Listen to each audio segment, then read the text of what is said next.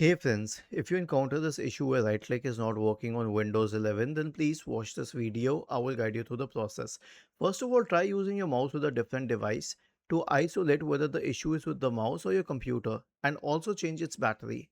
Once that has been sorted out, then search for mouse in the Windows search bar, mouse settings,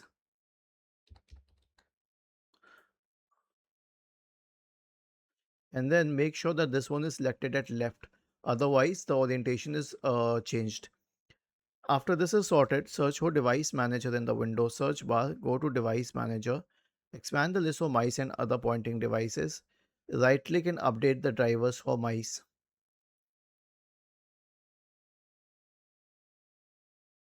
Was this helpful? If yes, then please subscribe to the channel. If not, then let us know in the comment section of the video on how we could help you further. Thank you for watching this video and have a nice day.